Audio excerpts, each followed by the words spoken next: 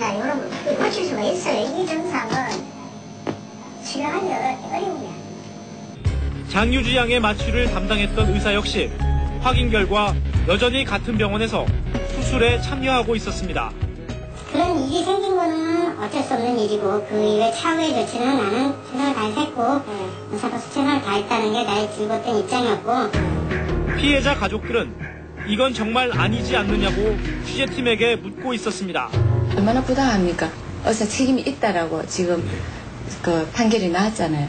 그러면은 어떤 어떤 자체적으로라도 어떤 징계가 있어야 되지 않나. 아무 일도 없었다는 듯이 지금 진료하고 있어요. 현행 의료법은 의사가 형사처벌을 받더라도 진료 행위에는 전혀 영향을 받지 않도록 돼 있습니다. 과거 의료법에는 80년대 전에는 의료법에 이게 들어가 있습니다. 자격 취소를 할 수 있는 근거에 형법 268조 업무상 과실 사항이 있었는데 이 의료법이 개정하는 과정에서 빠졌습니다. 업무상 과실치 사상에 관해서는 어떻게 보면 의사들이 좀 약간 특권을 누리고 있다고 보시면 되는 거죠. 뉴스 후 설문조사 결과 의료사고로 형사처벌을 받은 의사에겐 일정 부분 진료 행위를 제한하는 게 필요하다는 의견이 95%로 압도적이었습니다. 홍상훈 기자, 네. 저 피해자 가족들은 정말 분통이 터질 것 같은데요. 네. 이 의료 사고를 당하면 어떻게 해야 됩니까? 네, 의료소비자시민연대가 제시하는 대처요령을 한번 살펴보겠습니다. 맨 먼저 가장 중요한 게 이 진료 기록 확보를 하는 겁니다.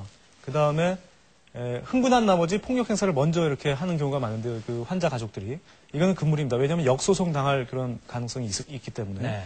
그 다음에 사고 경위서를 그 환자 가족들이 직접 작성을 해보는 게 중요합니다. 이게 나중에 증거 자료로 채택될 가능성이 높습니다. 네. 그리고 사망에 이르렀을 경우에는 그 당시에 그러니까 화장을 하기 전에 부검에 바로 이렇게 들어가는 것이 좀 필요합니다.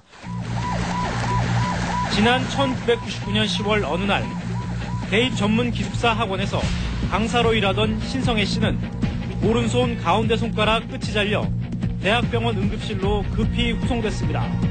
접합 수술을 받기 위해 마취 주사를 맞은 신 씨는 갑자기 혈압이 떨어지기 시작했고 심장이 멈추는 사태가 발생했습니다.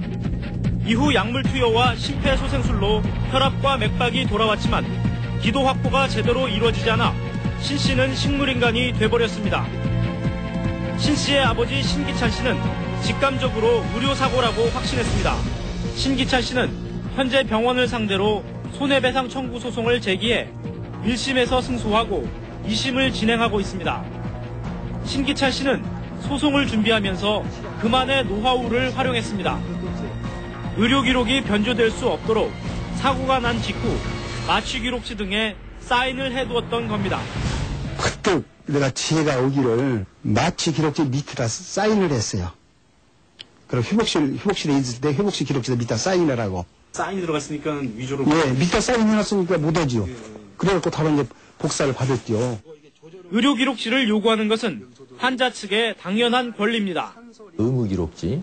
의무기록지라 하면 이제 간호기록지, 경과기록지, 마취기록지, 수술기록지 여러 가지 있지 않습니까? 그 기록지를 갖다가 일단 신속하게 확보를 해야 됩니다.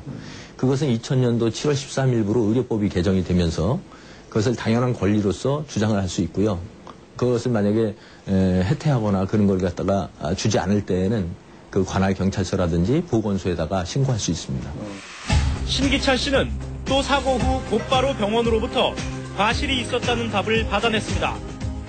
저는 사고 나고 바로 그 마취과장실에서 마취자하고 서로 상담을 했어요. 어떻게 할 것이냐.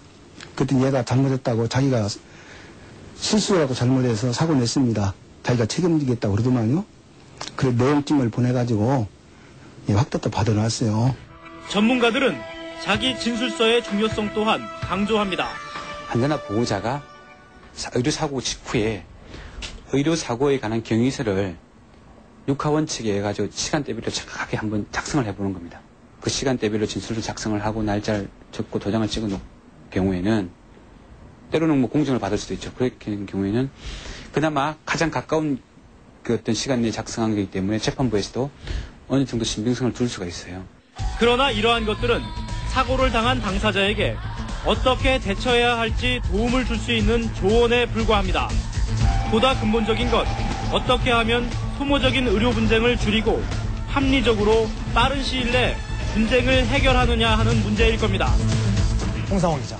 이 의료 사고는 끊임없이 계속되고 있지 않습니까? 네, 그렇다면 무슨 대책을 만들어내야 할 텐데 이 주무부처인 보건복지부에서는 의료 사고 통계조차 만들지 않고 있다는데 그래서 제대로 된 대책이 나오겠습니까? 글쎄요. 그 보건복지부는 모든 병원에서 일어나는 의료사고를 다 통계를 낼 수 없다. 이런 입장입니다. 그래서 아예 손을 놓고 있는 현실인데요. 의료사고를 개인 간의 일이라면서 국가가 해줄 일이 없다. 이런 입장입니다. 네, 국민 누구나 의료사고를 당할 수 있습니다. 소송으로 가지 않고 빠른 시일 내에 상호 이렇게 보상을 받을 수 있는 조정 절차가 이렇게 확립되고 또 민사상의 불합리한 점을 제거하는 것만이 이 의료사고로 고통받는 환자하고 또 의사 모두를 위한 길일 것입니다. 네.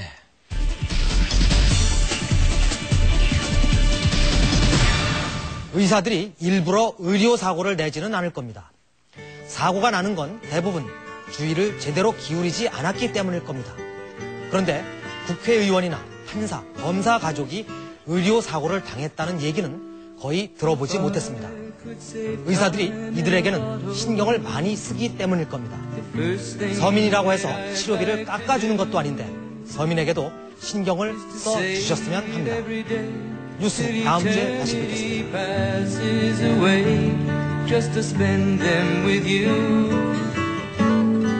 If I could make days last forever